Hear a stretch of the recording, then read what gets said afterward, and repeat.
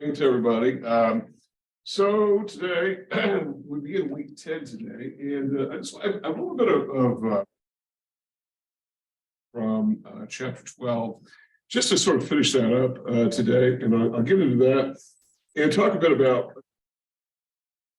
unique issues and ideas behind Keynesianism, and so I want to sort of finish that up. And let me see here. I've got some sort of transition into what is sort of a natural sort of progression that is getting into looking at an alternative school of economics that we call the classical school. Your text discusses them as the neoclassicists, which in fact they are. There's not a real distinction, and I'll talk about why the sort of difference between classicals and / neoclassical sort of conception. It really has to do more with the time in which some of these theorists were operating, and so that's what we'll get into today, and we'll kind of go from there. So the first thing I want to do, though, is I want to get into talking a bit more, though, before we do that, about, and this is really bright here. I wonder, we had a guy come in and had the light on. This is a little bit too bright, I think. Let me see if I can. What was he hit here? I wonder. That's now too dark. I don't know. Let me see. What light was it he hit to get rid of that thing here? I think when he was in here, he said it was the one that was back there. Sometimes I like that light when I'm working at work, but I don't know that it really translates very well to here. There we go. Okay, all right, that's better. Okay. All right, so that seems to work a little bit better. And maybe I can get a little bit brighter on these on the inside. And I guess that's as good as it's going to get. So that should be brighter, shouldn't it? Let me see here. Okay, well, oh, shoot. Well, I guess that was what did that. Okay, all right. Well, hopefully that's not too dark for those of you watching on the video monitor. And I know you haven't seen yet what I'm looking at. I think it looks okay from what I can tell from here, but so we had a guy come in, he was messing with the lights. I don't know why, but anyway, that was what he was doing as we. So anyway, we're going to talk a bit more about some of the uniqueness of Keynesian, of something called wage and price stickiness. And let's talk a bit about what that is all about. So if you remember from some of the characteristics of Keynes, one of the things that Keynes talked about, and it seemed like kind of an odd way of talking about it, but he talked about this idea of stickiness. And your text gets into this a bit, and we should talk about what that means. When he talks about stickiness, he's really talking about this idea of things being gummed up, being sort of jammed up, and therefore being not very flexible. And particularly, one thing that we're talking a lot about is the idea of prices and wages. Now, keep in mind, and we're going to make this case a little bit more clearly here, particularly as we talk about the competing school called the neoclassical school. The Keynes's main emphasis, particularly at the time in which he was doing his major work, was really on employment, and that is, how do we get to an economy to full employment, particularly given the fact that economies in the world at that time, in the mid-1930s, were far from full employment. They were just flat on their back, having really been beaten down with very, very high unemployment rates. In the US, I think the unemployment rate during the Depression reached a peak of 25%, which is really pretty unacceptable. And so as a result, he's saying, look, how do we get to full employment? And particularly, how do we do it when we've got some of these issues that are systemically baked in just because of the nature of the market? And one of those is price stickiness. So let's talk about this idea of what Keynes referred to as sticky wages and prices. Okay, and I put that in quotes because that's really his. I don't know that we would use that term today, but nonetheless he does. And so let's talk about the labor market first. So we sort of jumped over the chapter where we talked a bit about labor. We're going to sort of come back to this a bit later in the class. So if you take just a regular PQ plane, right, like we talked about before, which goes back to chapter 3, it's just a basic market model, but here it's going to be the labor market. So the quantity here is going to be the quantity of input, which is the quantity of labor. And the price of the good is the wage. Okay, so we're going to be talking about the wage as being the price of labor. And so this is not an output, this is an input market. And so as a result, what have we got here? We've got demand for labor, which is downward sloping for reasons that were probably obvious. The demand for most goods is downward sloping, and the supply of labor is upward sloping. That is, workers will supply more labor as the wage goes up, that is, they'll supply more quantity of labor, particularly if, there are things like overtime or even additional wages, it makes sense that we would have these sorts of dynamics. And so as a result, we end up with some equilibrium wage that we can talk about being right here. So that's the equilibrium wage right there. But here's the okay, and that is whenever we have a situation in which there's a fall in the demand for labor, for whatever reason, and particularly during recessionary periods, you've got a condition in which you have a shift in the labor demand going to D sub, we'll call it D prime sub L, L being the labor market. And so what have you got going on here? You've got a fall in the quantity of labor. We'll simply call that QL1 to QL2. And so as a result, this is an issue of unemployment. So this is the initial condition by which unemployment gets going. But here's the thing, unlike conventional or what we call classical economic thinking that sort of preceded it to that day, you would think that just sort of following the general equilibrium model, that we would also get a lower wage, and the lower wage, therefore, would do what? Would allow firms to hire more workers, therefore reduce the unemployment rate, because if you can hire 10 workers for $8 per hour, maybe you can hire 12 workers for $6 an hour, or something like that, okay? So the problem is, though, that it doesn't really work that way. In fact, as a result, wage doesn't really move, and so as a result, we have an increase in unemployment, which is what a reduced quantity of labor is unemployment, but the wage doesn't really move for those who are still working. And this is a real issue. And when we talk about wage stickiness, we should talk about what it's really due to. And there are a number of different issues, which is saying, look, this is really what contributes to the unemployment problem, which is why we need to boost the demand for labor. And remember, he's a demand side theorist generally. Demand for labor will follow the demand for goods and services, but the demand for goods and services is not going to happen organically. And it's not going to happen on its own. It's got to be done by stimulus. That is probably government, in his mind, is going to be the actor that will do it. And therefore, you get demand for goods and services, and then you get demand for labor to follow. And labor is what we call a derived demand. Derived demand, that is, the demand for labor is derived from the demand for the goods and services they produce. So as a result, it will follow. Now, I don't think it's too unusual to think about the idea that the labor market tends to lag the rest of the economy. We're seeing this play out before our very eyes right now, because look, we're seeing rise in prices. We've seen that for a while. We've seen a slowdown in certain parts of the economy, particularly real estate, anything real estate connected. We're starting to see some slowdown. Really haven't started to see too much of an uptick on unemployment. It was only last Friday, I think it was, that we got just an uptick, a real small uptick in the unemployment rate from 3.4 to 3.6%.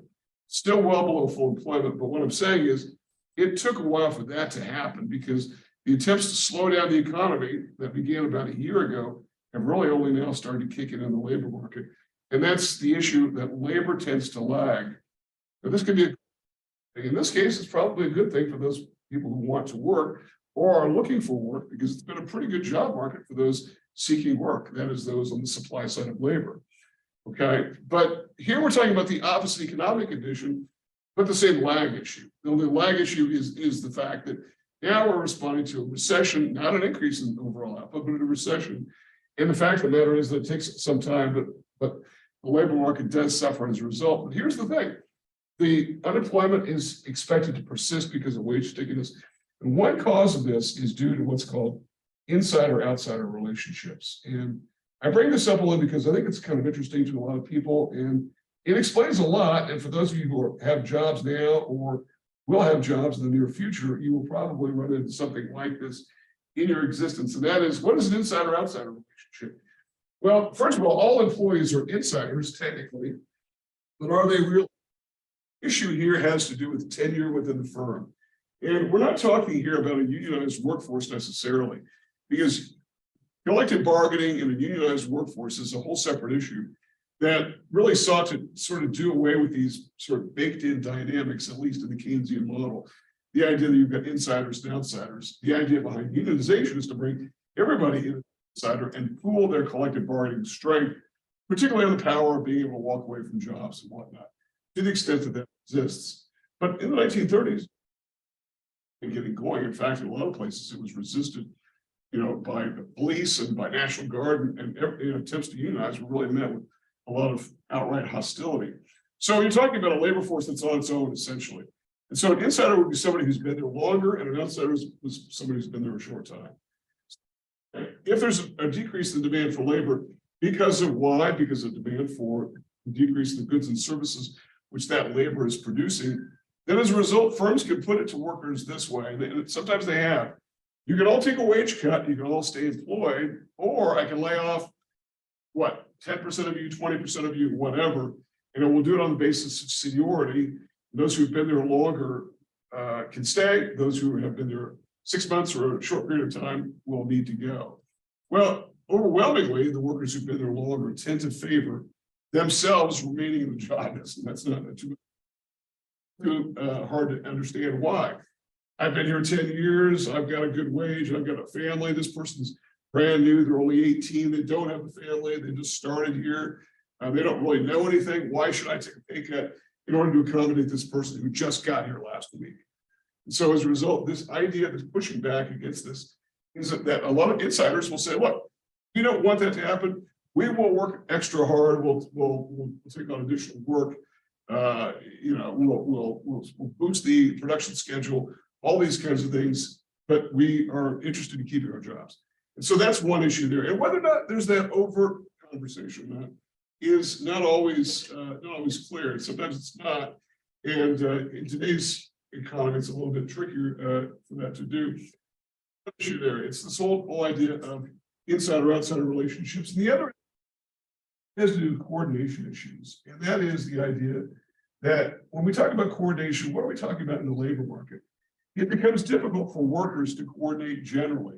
And that is this idea of let's all stick together. And we are seeing this play out before our very eyes and on a slow motion sort of unwind of collective bargaining in general, because collective bargaining tends to not be very successful anymore because of the fact that workers are really having trouble getting it together and coordinating their efforts and whatnot. And so it becomes quite difficult. But this idea of insider-outsider relationships, I think, is a really important issue. Now, it's also got applications also over to the market for goods and services. Let's talk a bit about that. So here we just simply go back. Straight here. We simply go back to a regular PQ plane. And so we're going back. These are just basic market models from that we talked about beginning in chapter 3. And we get the price and quantity of some good. Whatever that good is, it makes really no difference at all. We get the demand for the good being downward sloping, supply being upward sloping. And we've got some situation where we have got some equilibrium condition. Okay, so we got some quantity and okay, some price and some quantity. But here's the situation here, and it could be simply that there's a fall in demand for goods that then leads this over here. So as a result, now we have D going from D to D prime. And as a result, there's a fall now in the quantity being produced, Q to Q prime. And yet we end up what? Let's keep the same line. Let's keep the same logic here. Let's go with Q1, Q2. And yet we get the same issue of price stickiness. Price of the good doesn't fall. It remains the same as before, simply because firms don't want to take a lower price, and they would rather do things like pay off workers if they have to, in order to save price of their product. This idea of price stickiness, I think, has got some support because it's kind of rare that we see prices of most goods go down. And I know that that's not a universal statement that prices never go down, because we definitely see prices of some goods go down. And I'm not talking about goods that have are very newly introduced good that have just hit the market the last few years. They start out really expensive and go down over time, like high-tech goods, like electronics. We definitely see that happening. That's got more to do with the economics, the microeconomics of cost. As they produce more output, they move down their cost curve. It costs them less to produce. These are things we cover more in micro than the macro. We're not talking about that at all. We're talking about the fact that some goods will go down in price just because the demand for the good is just falling to the point where it's got to be fire sale pricing to get rid of it. So some goods do. Goods sort of stay stuck where they are. And this is, by the way, where we sort of are in the economy right now, is that we've definitely got a condition of sticky prices. And in fact, we just got an inflation number this morning that shows that inflation still remains pretty sticky. Now, inflation obviously is a macro phenomenon, And the number that we got this morning indicated that we've got about a 6% inflation rate going on still as of the end of March, which is the data we just got today. So the idea that prices are flexible is a very problematic idea in the Keynesian worldview. And I say the Keynesian worldview because it's Keynes and all their followers, including those who are still, practitioners today. A lot of them point to these ideas of being gummed up as being a cause of sustained unemployment for long periods. And it's exacerbated by stickiness both in the market for goods, which is an output market, and including labor. And then the labor obviously translates to unemployment rate more generally. Okay. And then one final thing is we'll sort of take this now to sort of its logical resting place, and that is where do we sort of end up with Keynes here? And then we'll sort of revisit Keynes and sort of put perspective as we talk about these sort of alternative theory. And that is a macro model that we want to simply just go with, and it's a PY plane. Remember, that's our basic macroeconomic model. And we end up with, and so what we start with, a demand curve, downward sloping, but we simply call that obviously aggregate demand. Then we have upward sloping supply curve, which we call aggregate supply, and it's upward sloping in the short run only. And sometimes you might see in your textbook or whatever, you might see this called SRAS. It's the same thing. It's sometimes we just use different algebraic symbols to represent these kinds of things. And so you might have some equilibrium price level where prices are maybe relatively stable in some GDP year.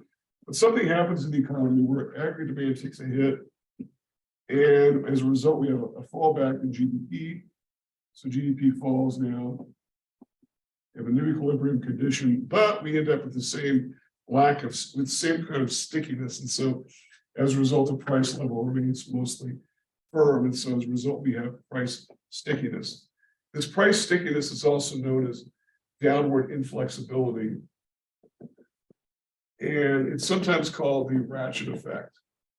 We talked about this a bit ago in the class where we said prices will sometimes go up over time.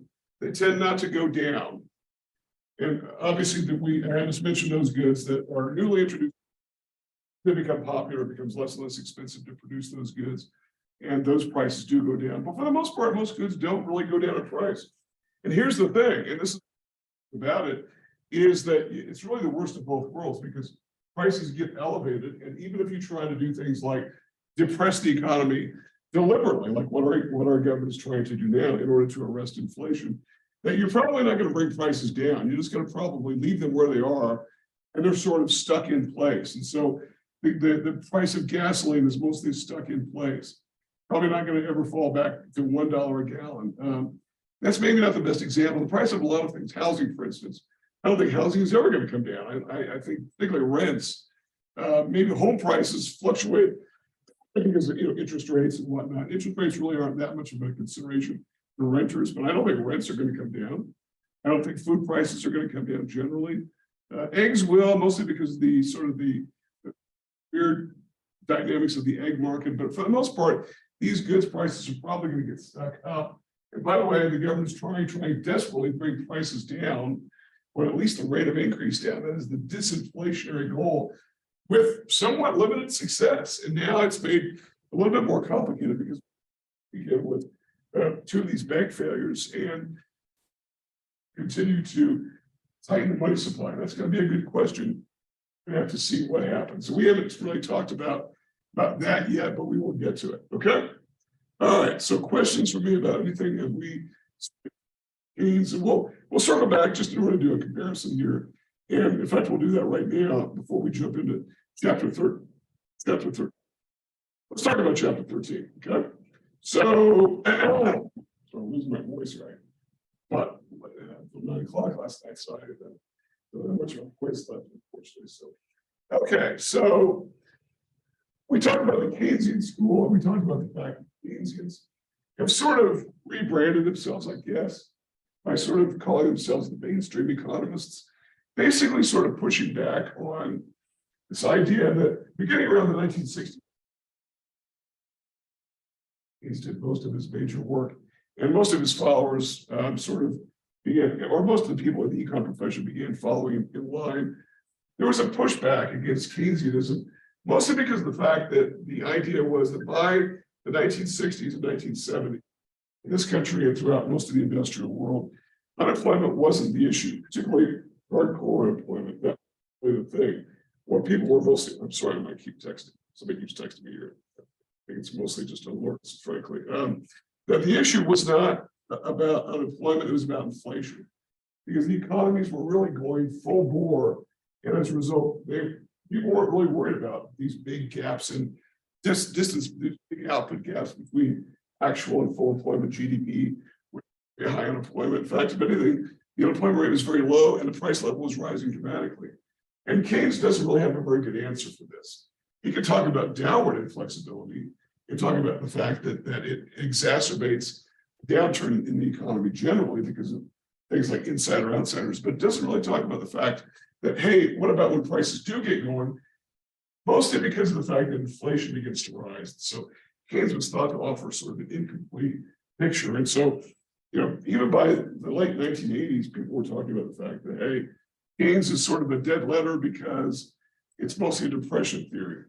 Well, in the last several years, the Keynesians have made, I guess maybe the last 20 years, so 25, have made sort of a resurgence. They kind of come back to the grave. Not that they ever went away, but they kind of made a resurgence. And because of the fact that government has really been involved in solving these crises in the economy. Because remember, one of the tenets of Keynesianism was the fact that governments were unstable.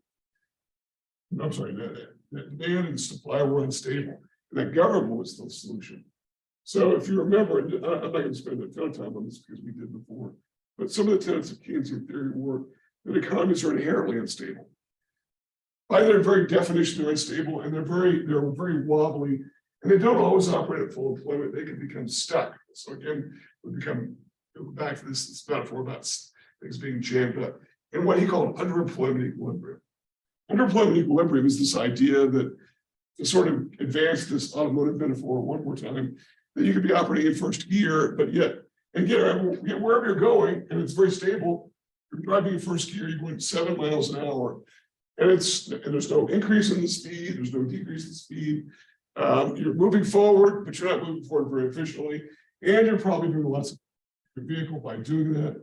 So as a result, you're doing lots of damage to the economy when you're operating with massive amounts of unemployment, even though things are stable. GDP is stable, and maybe even the price is stable, but you're not getting back to full employment, and economies are not self-correcting, and that's really the issue. And that these elements are unstable, aggregate demand and aggregate supply, and consumption investment can't be counted on, which is why government needs to come in, and it can be done without inflation. Now, remember at this point here, because I'm going to sort of circle back toward the end of this discussion, which may not be today, maybe on Thursday, but this idea that these increases in aggregate demand can be brought about by government without causing inflationary heating up of the economy. And we're going to see what that looks like from sort of a graphical standpoint. And we're going to compare that to these counterparts, these classicists, and who and what they are, and why they differ, and why they still differ. And we're sort of laying out in this sort of theory part of the class, the idea that we've still got, even to this day, two pretty stark schools of economic thinking that don't really agree. And really the main thing that divides them is the role of government, frankly, and what government can do and can't be effective. And so Keynes is saying that discretionary fiscal policy, which we're going to focus much more on when we get to the policy section of the class after this next upcoming exam, fiscal policy really is the main tool. That's government spending, tax cuts, particularly government spending. And that monetary policy, which we haven't really gotten into yet, can be largely ineffective, mostly because of the fact that, okay, how do you stimulate an economy that is operating well below full employment? Using monetary policy tools, you lower interest rates. Well, lower interest rates, then that assumes that somehow that's going to encourage borrowers to borrow and lenders to lend. But what if neither one want to do either of those things? And that's part of the problem. And by the way, we saw this play out in the last financial crisis of 2008. Not this sort of mini phony baloney banking crisis we've got going on right now, but back in 2008, when the banking industry in general was wobbling because of bad loans, which is the main way banks get to where they give us a bad capital setup. But if they don't want to lend, they can't. In fact, the Treasury Secretary said, if banks don't want to lend, I can't make them. And certainly borrowers don't want to lend, nobody can make them either. Or if borrowers don't want to borrow, nobody can make them either. So that's really the issue. So just to sort of talk about, we talked about this idea that they are sometimes known as the salt water economists because they mostly focus on on both coasts. Well, let's compare these against the classicists, who they are. Okay. Now we are going back the reason they're called the classicists and the quote unquote neoclassicists is because the origins of this particular kind of thinking about economics goes really all the way back to the very earliest days of when anybody was thinking about economics at all. And that was the late 18th century, beginning of the 19th century, and during the period of what we call the Enlightenment. The Enlightenment was this sort of outgrowth of the Renaissance that basically said, look, let's look at the world from a scientific standpoint, that will try to view things from a measurable, objective, realistic standpoint without viewing them in terms of without viewing things that happen in terms of supernatural explanations. Okay. And obviously that, there's a pushback against, thinking that things happen for a reason. And we just don't know the reason. It's a big mystery. And so the idea is simply because of the fact that we're going to study these, and we're going to measure them, and we're going to explain them scientifically. So the early classicists really probably didn't think of themselves as economists at all. And some of these, including people like John Stuart Mill, people I have really listed here, really have more to talk about politics than economics. And really the very first economist who we sort of put in this category is a guy named Adam Smith, whose major work was published in 1776. Sounds like an all-important year to Americans, but he was on the other side of that argument. He was a British subject. He just happened that his major work was published in 1776 called The Wealth of Nations. And it's an interesting work, it really is. And I know that sometimes people today try to link Adam Smith to sort of a beginning of the conservative movement politically in this country. And I think that's probably a misreading of him in some ways, because really, if anything, he was being sort of radical for his day. Because here's what he was saying. And his idea was not really to promote economics so much as to promote human freedom. And that was the idea that you're talking about a social, political, and economic order that still existed in the 1700s that was land-based, and there were three classes of society, each getting bigger and bigger. And that was a small monarchy, a bigger but still small nobility, and everybody else. And the major source of wealth was land. And if you owned land, and a lot of these landowners were hereditary landowners whose fathers, grandfathers, great-grandfathers had owned it for centuries and simply derived all of their income from rents. Didn't really produce output at all. Their major accomplishment in life was simply being born lucky and collecting rent. But they didn't really add much value to the economy economically, and this was beginning to change. And it was beginning to change in the sense that now people were starting to produce manufactured items. They were starting to specialize in works of art and things like construction and trades, and people were moving around a bit more. They weren't stuck to the land. They were able to travel more, and the economy was growing. And there was a growing financial sector. One of these actors in the financial sector in London was David Ricardo.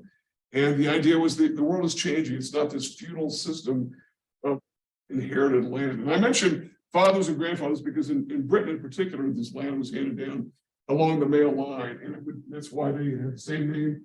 And some of them are still around. They still had centuries old landowners with titles of Duke and Earl and all that.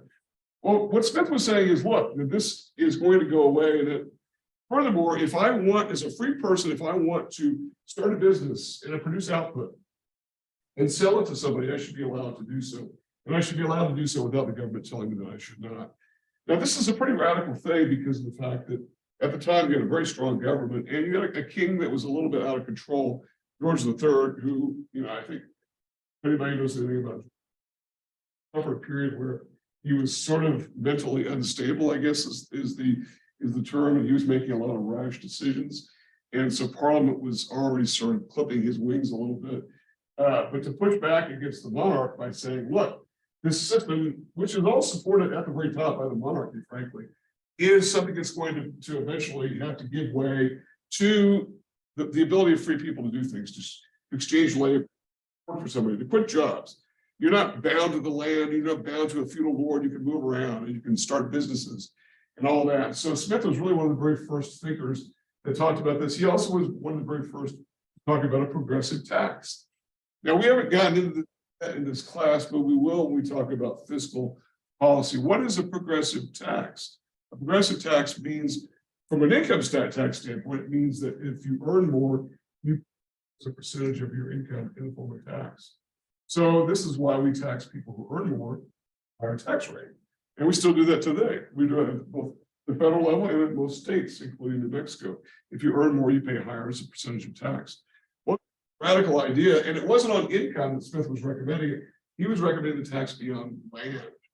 So he's going right at this feudal order and saying, look, you've got most of the wealth, and so we're going to tax you because you have the ability to pay the tax much more than the people who work and have to pay and whatnot. Plus, accounting for income is really difficult. I mean, you're talking about how do you account for income? There are no accounting systems, or I mean, accounting really didn't exist in a form that most individuals or even most landowners were dealing with. It was very rudimentary, very unstandardized. It took a good some years before standardization of that even began to take effect. And even then, it was done differently in America than it was done elsewhere. But you get the idea that it was sort of radical. And so as a result, Smith was really sort of one of the very first to talk about this idea of freedom, human freedom. And I think he's a little bit maligned in the sense that he sort of is identified with the beginning of capitalism, and yet capitalism was already underway. What he was saying was that it's up to people to do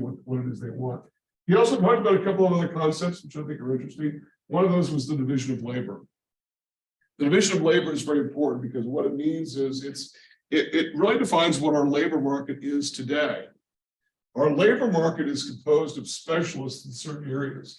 And over time, these specialists get finer and finer. And what I mean by that is they get tighter and tighter in terms of their definitions. So as a result, you might be a physician, but not just a physician. You may be a surgeon, and not just a surgeon, but a cardiac surgeon, and not just a cardiac surgeon, but a pediatric cardiac surgeon. And not only that, specializing in a particular ailment. You get the idea that we get finer and finer with our definitions, but allows these people to be better and better and better at what they do because of the fact they only focus on one particular thing, as opposed to the generalists that a lot of people were at that time. And so this is where economic value is a lot of people do what they do best, and they can really focus on it. And he first talked about this from a firm that did not have specialists like physicians and whatnot, but rather simply workers who specialize in certain areas. And it turns out that if you focus on one particular area, you get very, very good at it. Everybody's more productive when they specialize in what they do best. The total productivity of the enterprise is higher when people are not spread thin, doing a little bit of everything. Instead, they're focused on certain things.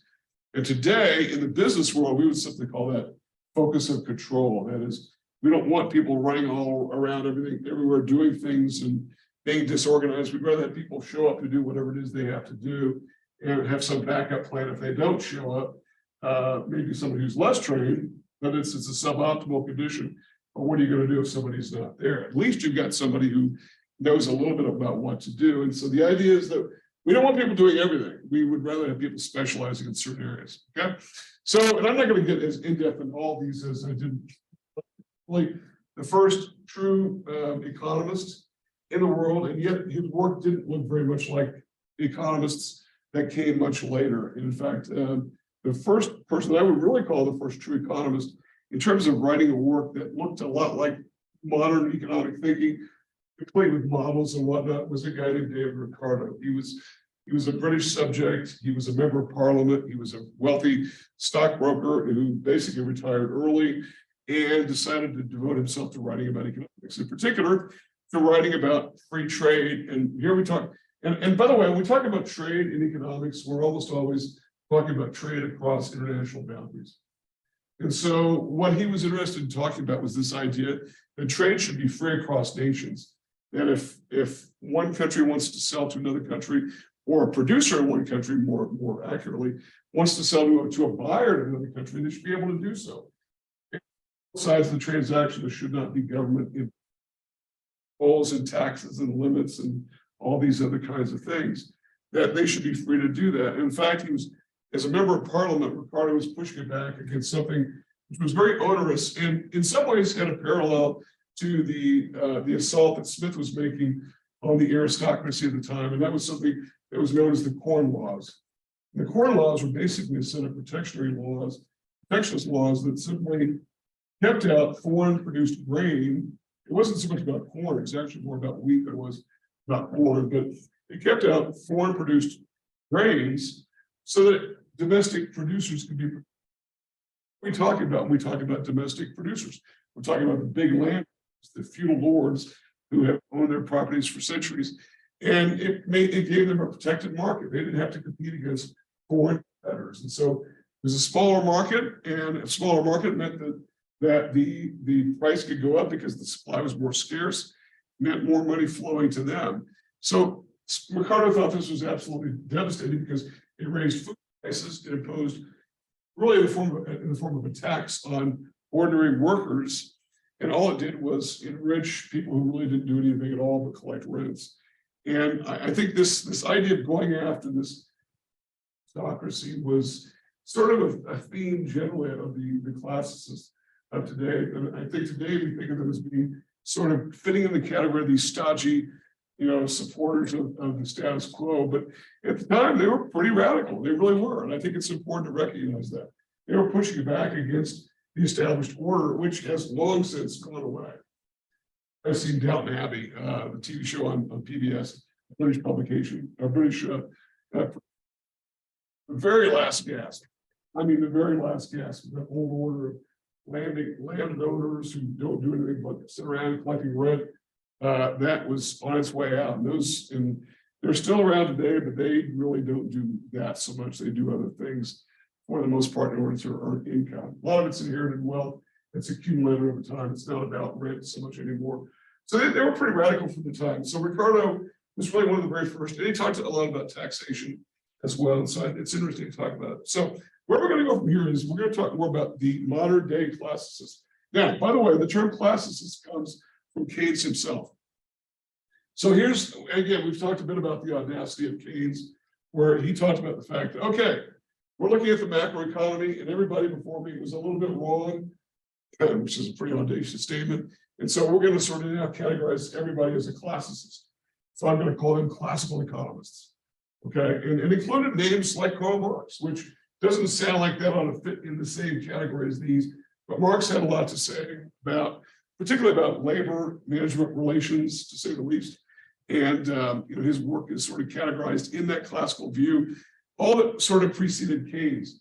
However, since then, now we've got sort of a new, we call the neoclassicists, and they include later 20th century writers, including these two guys here, Ludwig von. Talk a bit more about them. We may not get to them today, but we may get to them a bit more on Thursday. But they fit into what's called the classical school. And the classical school is really this idea of I'm sorry, the Austrian school. The Austrian school is, well, they're known for that because they tend to come from Austria, a lot of them, but they are known for sort of pushing back against these very repressive governments of the second half of the 20th century, particularly the Soviet Union and whatnot. So I'll talk more particularly about Hayek, I think is interesting. And the guy who's on the top of the heap of this entire category is a guy named Milton Friedman. We're going to talk more about Friedman.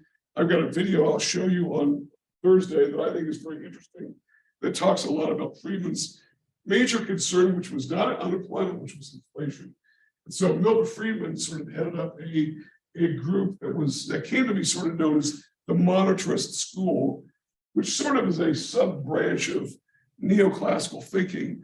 In fact, they were so prominent during like the 80s and 90s that a lot of textbooks would simply refer to Keynesians versus monetarists, not Keynesians versus classicists. But the monetarists were so dominant that they really sort of almost associated with neoclassical thinking in general. And so what Milton Friedman was concerned about was inflation, particularly the money supply. We're going to focus a bit more on that. And then that'll give us a good segue in chapter 14, where we talk a bit about money and banking. And I think that we're well ahead of the pace of where we are in this class in terms of the syllabus. So I think that if we do get through the rest of 13 on Thursday, which I think we likely will.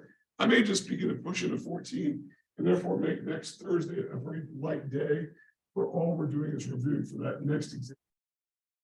So I think that's kind of where I think we're going to be. Okay. So neoclassicists are simply more latter-day economists. They tend to be sometimes grouped together as the freshwater economists, different concentration around the Great Lakes, which were obviously bodies of water. The University of Chicago is really the epicenter for this particular sort of area of thinking. And Friedman was for many years at the University of Chicago, as were many of his contemporaries, including Hayek, who came later, getting into today. If not today, then certainly in the next week, things like Becker and others. And even today, the University of Chicago has sort of got this idea of neoclassical thinking, particularly this idea of skepticism about government. This idea of government skepticism is one thing that sort of is a strand that connects the old classicists of the 18th century with today's 21st century classicists. And that is this idea that government may not be the solution. That maybe we don't need government as much as we think we do because, and in particular, we push back. There's a pushback against government, particularly by this guy here, who said, look, government can grow to the point where it all becomes oppressive. And so, government's no longer our servant, but rather we serve government. And that becomes obviously problematic. Okay. So we'll talk a bit more about Hayek a bit later. Let's talk about some of the major tenets of classical theory. And let's go through some of these and talk about how these then are distinguished from Keynes. By the way, I decided to put these together on the same slide, even though I know we went through the Keynesian tenets a bit earlier, I realized that, but I wanted to kind of put these together so that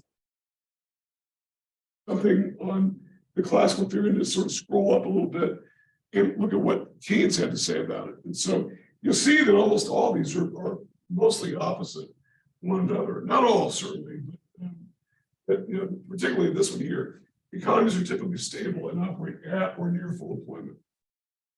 So here's the thing, and this is an interesting topic, is that the classicists and neoclassicists believe that economies mostly are stable, that things are mostly okay. And yes, we get knocked out of equilibrium. Yes, it happens for various reasons. We get pandemics, right, which used to be more common than what they are, although it seemed like that's not maybe so much the case. We have wars, we have recessions, we have bad crops, we have financial failures, but we always sort of regain our footing. And as a result, either we're at full employment or we're working our way back to full employment. And the idea is, particularly with regards to employment, is they reject this idea of stickiness. They say, look, eventually workers will take lower wages, even if it doesn't mean at the same employer, maybe they'll take a lower wage somewhere else. And their justification for that is by saying, look, about 3% of the unemployment rate is made up of underemployed people who are what? They're not unemployed because they're working, so they're just working in jobs that they're quote unquote poor. Remember, that was one of the definitions that we gave of underemployment, was people working in jobs for which they were quote unquote overqualified. And that was the idea that because of that, they were working and not being counted as unemployed, but they made their way back to the workforce, even though they're in a job that either is part-time, pays a lesser wage, doesn't really offer the same kind of opportunity given their skill set. But the idea is that full employment can be reached. And by the way, one big distinguishing factor that distinguishes classical thinking from Keynesian is the idea of time frame. The time frame is important. We're going to get to that a bit more probably on Thursday. Keynes was very much concerned about the short run. Very much concerned about the short run. In fact, I mentioned this last week, that Keynes said maybe the economy will work its way back to full employment. Maybe it will heal itself. Maybe it will get better, right? And that maybe is, we are already in the 7th year of a Great Depression. And how many years do you want to wait, is what he's saying. And when in fact you've got this sort of jammed up nature of the labor market where people hold on to their jobs for dear life and force others out and keep others out. And firms don't want to hire, and they also don't want to lower prices to move goods and increase production. So as a result, how long do you want to wait? Now, there are some classicists that say, well, maybe 7 years is not enough, maybe 10 years. And by the way, we all learn lessons from this, right? And that therefore, we get our way back to full employment. But what we don't have is government coming in and telling us how to operate the economy. Okay. So along the same lines here is the idea that when an output gap exists, that we're particularly talking about, remember the output gap is simply the difference between actual GDP and full employment GDP. And when actual is less than full employment GDP, we call it a recessionary gap. So if we're talking about a recessionary gap, that the economy will self-correct and move its way back to equilibrium. Obviously, Keynes, if you scroll back up a couple of slides, Keynes argued heavily against this idea. He said that, look, economies are not like spinning tops that can get knocked over and work themselves back to the right side, back up again. That it's a little bit more complicated than that. Sometimes you need a little bit of help to do it. But the classicists are saying that the economy will self-correct and move back toward equilibrium. Furthermore, the classicists said that there is relative stability in aggregate demand and aggregate supply. That it's not wildly fluctuating, that in fact, it's more or less stable. And that this idea of the vertical aggregate supply curve is really a classical conception.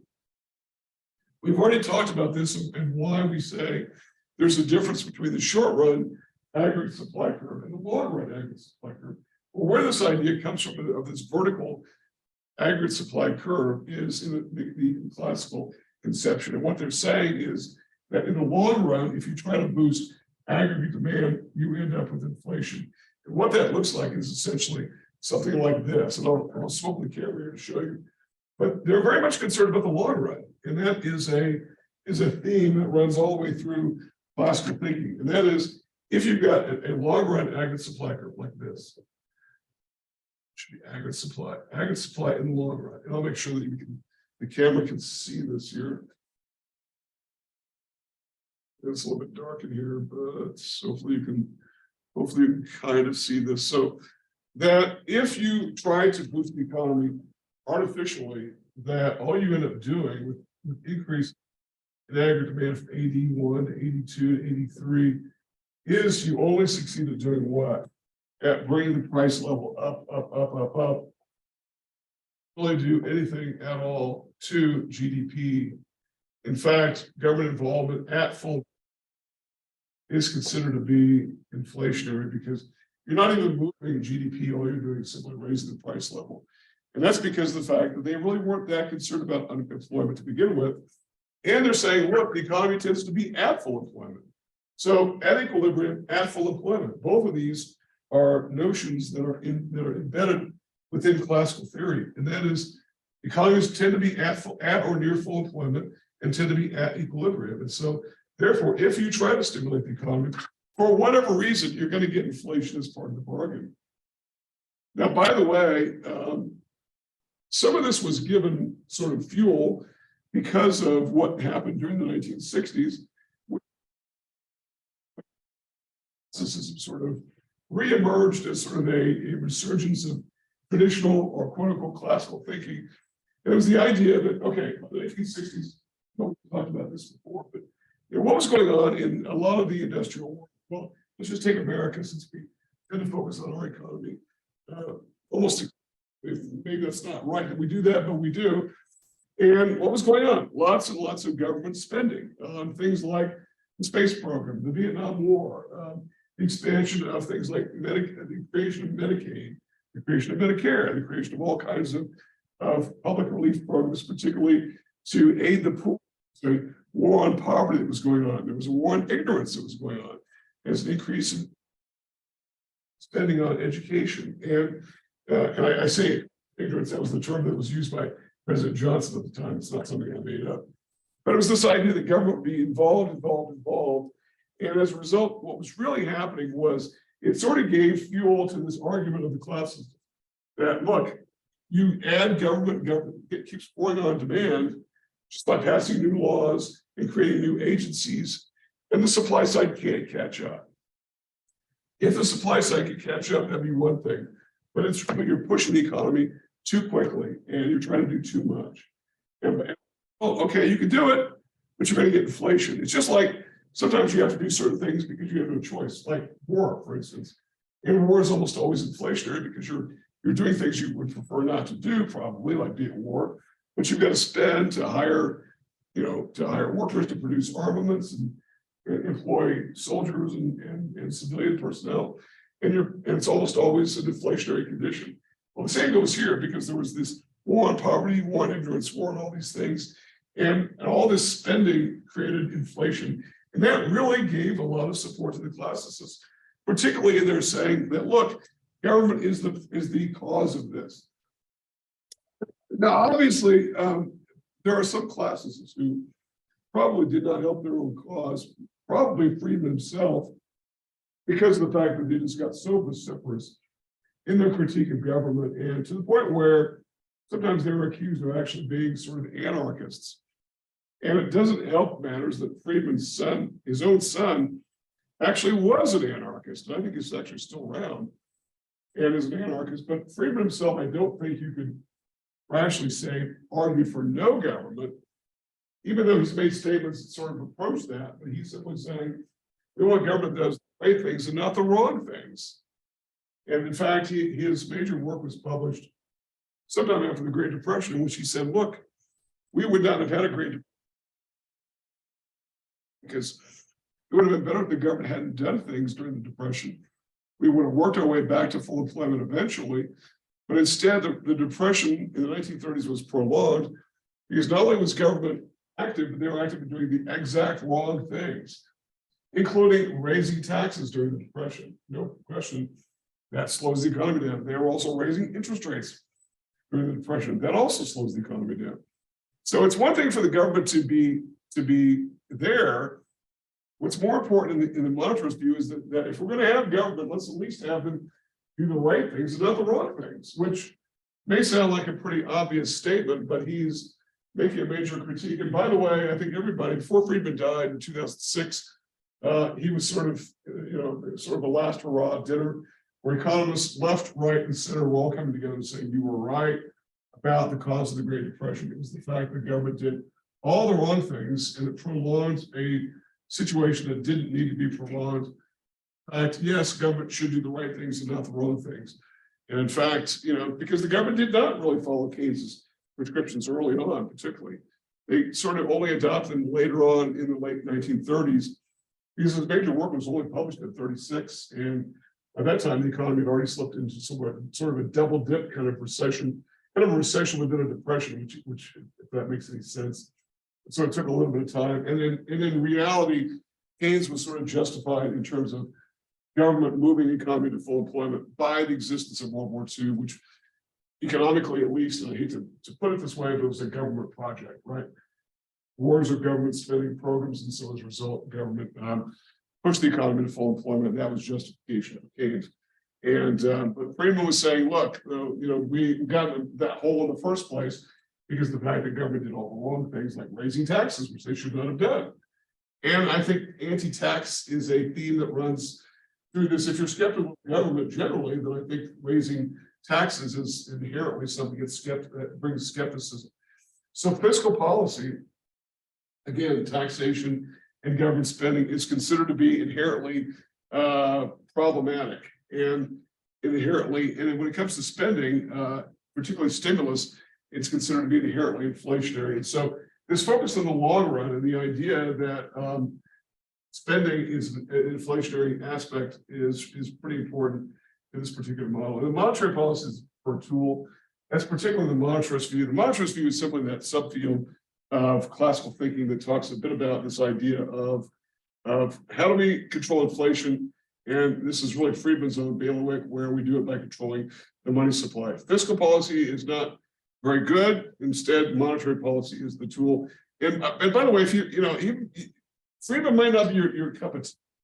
I think he's got some interesting things to say, particularly about inflation.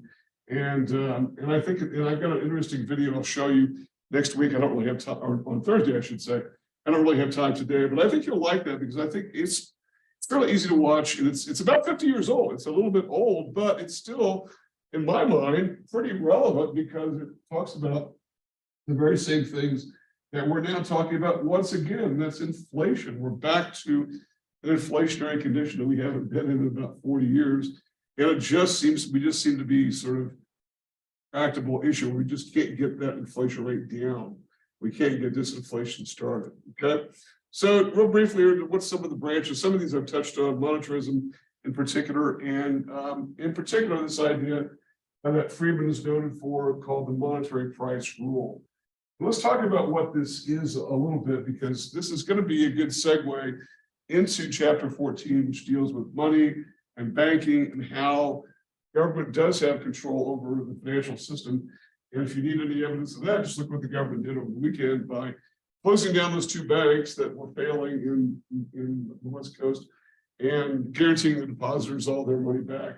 They're doing it to maintain monetary stability and economic stability generally. But the monetary price rule is sometimes called the K% rule. Okay, now, so K is obviously some random economic variable.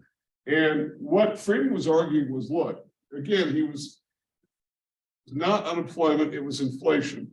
So he's saying, look, one cause of the inflation rate is this idea that we've got too much money going on out there. And so if we simply constrain the growth of the money supply, then we can constrain the growth of inflation. And so as a result, we should have the rate of increase in the money supply grow no more than some percent per year. We'll just call it K%. Now, obviously, K is a variable, it's not very specific. And so when asked later on by people as to what he meant by K, and what is the variable K, he said, I don't know, maybe 3%, which sounds pretty reasonable. So it sort of argues for a 3% inflation rate, which today seems pretty reasonable. It sounded pretty reasonable in those days as well. And so this brings us then to something that you want to know about that we should talk about. And that's something called the quantity theory of money, which is an important aspect of monetarism. And let's talk about what that is. So Friedman was sort of known for repopularizing something that he wasn't the originator, but he sort of, when I say repopularized, sort of brought it back from sort of not really obscurity, but brought it back to where it properly should have been in the first place. That's this idea, a very famous equation in monetary economics, and it's MV equals PQ. And this is called the quantity theory of money. Let's talk about what this is, what the major ideas are behind it. First of all, let's define what it is. And so M is the money supply, okay? And we haven't talked about the money supply yet, but we will. We'll get into it, and we'll define what the money supply is. We'll talk about the various components. But right now, we're saying this is the aggregate money supply throughout the economy. Second category, V, is what's known as the velocity of money. The velocity of money is simply defined as the number of times the money supply turns over in a given year, okay? The turnover ratio. And so we know that in a $25 trillion economy, we don't need $25 trillion of money floating around out there because money moves around. It's transferred from one party to another. So the money in your pocket right now is going to be in some cash register tomorrow. It's going to be in some bank vault the next day. It's going to be in some other cash register the next day, someone else's paycheck in someone else's pocket the next week. And so it moves, it has velocity. So we don't need $25 trillion to support an economy because those dollars are being reused all the time. Money is fungible, and $1 is the same as any other dollar, okay? What is P here? P is the price of goods, okay? Prices, plural, prices of goods. And Q is the quantity of goods. And so we've got really a couple things going on here. And that is we've got, I see this as MV equals PY, which simply where P is the price level and Y is GDP. And it's probably a little bit more consistent because the fact you've got a macro side and a macro side, if you do PY, here you got more macro and a micro side. It doesn't really make any difference because they're both equal to each other in both cases. If MV is always going to be MV, and then PQ is going to be the same as PY, but it's a little bit easier, I think, to look at. So, all right. So what is this trying to tell us? This is called the quantity theory of money. Let me write this down, the quantity theory of money. Okay. And this was sort of Friedman's repopularization of an idea. By the way, this goes back all the way to, believe it or not, people like somebody like Copernicus. I think first talked about this, which think of Copernicus as being an astro scientist, but the idea that people were concerned about these ideas, these quantities for a very long time is interesting. So let's think about this. Let's take some assumptions here. First assumption is that the velocity of money is considered to be stable. Okay, that's one assumption. The velocity of money is considered to be stable. The other assumption is that the quantity of goods is considered to be stable. Remember, the classicists and neoclassicists believe that the economy is relatively stable, okay? And that production of goods and services, it goes up over time, but but over time it gradually, and so as a result, they're mostly stable. That is, they're not subject to wild spikes and fluctuations. And so therefore, then how do we explain, if these aren't really moving, how do we explain an increase in the price level?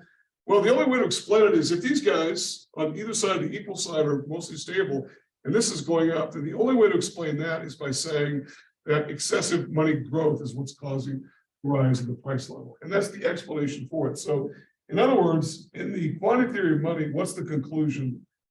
Inflation is due to excessive supply of money. Okay, an excessive supply of money. And I'm going to probably revisit some of this after we get through the monetary policy piece, which is coming up in a couple of weeks. And so I'll sort of circle back to this. But for right now, I just sort of want to lay out the idea that fiscal policy is thought to be really not the major tool of choice, rather controlling the money supply. So the K% rule, which is what started this discussion here, was the idea that if we just simply control the money supply growth, then we can control the inflation rate. So the K% rule, sometimes called the monetary price rule, or Friedman himself called it K%, not really defining, only grudgingly defining what K should equal. But he's simply saying that if we simply we avoid recessions because we've always got new money being pumped into the system. We also avoid inflation because any inflation cannot get ignited because we've arrested the money supply. So we simply make it a rule where we don't increase the money supply greater than a certain percentage. Now, let me talk about one problem here that comes up, and that is the idea of what's called rules-based policy. And that is the classicists favor what we call rules-based policy. And that is, let's just set a rule and let's just abide by it, and therefore everything will work out. That if we simply add discipline and we simply say, this is going to be the rule that we will control the economy because we've set guidelines and we're not going to deviate from them. And we're particularly not going to deviate from them for political reasons or very spurious causes like some pet project the government wants to embark on. We simply, if we can't afford to do something, we won't do it. So this idea of rules finds itself in odds with what the classists or the Keynesians are more famous for, and that's known as discretion. So rules versus discretion is one aspect of this differentiating factor. As the Keynesians would rather say, look, let's just see what things are and then we'll deal with it. We'll find some solution. We don't know what the future is going to look like because it's very uncertain. Everything's unstable. And so we don't know what we need to do. We can't set a rule. What do you mean set a rule? How can we set a rule? We don't know what we're dealing with. Maybe we need to grow the money supply by 10% in a year. Maybe we need to shrink it by 10% in a year. We just don't know what we're dealing with. So let's just see on an ad hoc basis what we're dealing with. We can't really set rules. That's a Keynesian sort of mainstream view. And that really differs from this idea of discretion. Discretion really differs from this idea of setting rules, rules-based policy. And that's one of the things that sort of distinguishes classicists from Keynesians or mainstreamers, is the idea that even sort of setting the rules. And I think a lot of economists maybe challenge that idea a little bit. Okay. All right. Any questions so far about any of this? We've only just a few minutes left. I want to cover one more topic here, and that'll be the last thing today. And that is something called supply side economics. Remember, all we're talking about here in the slide prior was just various branches of the classical school, branches that really don't exist so much in the Keynesian worldview, but because of different focuses on different things. And I think it's safe to say that at one time, the classicists were definitely in the ascendancy in the econ profession. Today, they sort of receded a little bit, but given the fact that we've got inflation again, who knows? They may again regain some dominance. There is sort of back and forth kind of thing. I know it's oftentimes tempting to view this as a political right thing, which I think sometimes you could make that argument, but it's really got more to do with economic theory than it does with politics. But again, it's, having said all that, it's difficult sometimes to sort of pull economics apart from politics. Let's talk about something called supply side economics. This is the very last topic. It's a part of neoclassical thinking, and it arose sometime around the late 70s and gained lots of traction and reached its heyday in the early 80s, in the first years of the Reagan administration, where the idea was that the government, particularly through fiscal policy, was taxing the economy too much. And not only were they slowing the economy down because excessive taxation, which meant that people didn't spend and businesses didn't want to invest, because why do you want to invest in order to earn a return when a lot of it gets taxed away?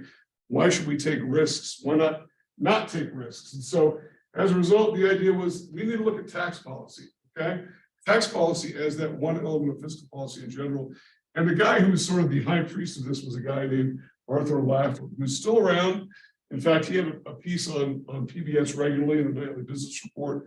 He was pretty popular in the early 80s, and sometime around the mid 80s, though, his work began to be a little bit challenged. And the Laffer curve, for which he's known, is sort of an interesting little gadget, but is maybe not true rigorous economics. Laffer's probably not due for a Nobel Prize. So in some would say, the Keynesians would certainly say he's been discredited. And so the question is, why am I teaching a discredited or let's just say a controversial, at best, a controversial idea? The reason I do is because it still exists and it's still very popular among some in politics. This justifies tax cuts, and we hear this all the time. As recently as 2017, the Tax Cut and Jobs Act, which was created by Congress, signed by President Trump, relied upon this idea that if we simply lower taxes, all other good things come out of that, including the idea of raising tax revenues. And so the Laffer curve looks something like this, basically. And there's a lot of folklore behind the origins of this. It supposedly was written on Dick Cheney's cocktail napkin at a bar in Washington, D.C. back in the 1970s sometime. And whether that's true or not, I don't know. It doesn't really matter, though. But obviously, oh, did I go the wrong way here? Okay. So the Laffer curve basically looks like this. We've got two elements, and we'll say we've got tax revenue on this axis here, tax revenue as a dollar figure, and tax rates, or what we call marginal tax rates, on this axis here, and that's expressed as a percentage. But sometimes you might see this in various places where the axes are inverted, so the curve goes like this, as opposed to going like this, which is the way we're going to present it here. Okay. So if you invert the axes, you're just simply going to have a curve that looks like that. It doesn't matter. It's the same relationship. It doesn't matter what axis you put these on. So we're talking about this. So when we say that a lot of good things come out of tax cuts, one thing Laffer was saying is, look, if we cut taxes, not only do we speed the economy up because we free up money to be spent on spending, business investment, expansion, creation of new products, lowering the rate of return that we have to get over in order to make it pay. That we're not getting all of our earnings taxed away. And therefore, those are all good things. But also one other thing is, in fact, the government raises more revenue because we've sort of freed up the potential within the economy. And so talking about the fact that we've got tax rates right here, we'll call it rate 1, and we've got tax revenues here, which we'll call T1. That if you simply lower the tax rate, in this view, you end up actually raising more tax revenue. That's what the Laffer curve is essentially saying, is that we raise more money if we lower the tax rates. This is obviously all based on the assumption that we're way out to the right here in taxing, or in this view, overtaxing the economy. That not only do we have all the other good things, but we also get more money in the first place. Well, one of the reasons why this is somewhat discredited, I guess, or maybe mostly discredited, depending upon your point of view, and some of this is your point of view, is the fact that the increase in tax revenue really didn't happen. And one of the reasons it didn't happen is because of the fact that there are always loopholes that people can jump through. And the fact of the matter is, too, that taxes went up just because the economy was growing, but not by the degree to which Laffer was suggesting that they would go up. And so even by the mid-80s, I remember seeing a macro text that said that the Laffer curve appears not to be correct, but it was really the heart and the centerpiece of what's called supply side revolution of the early 1980s. It just Reagan's tax cuts, and we still talk about it today because it's still used by those who argue for tax cuts, arguing that all good things come from tax cuts.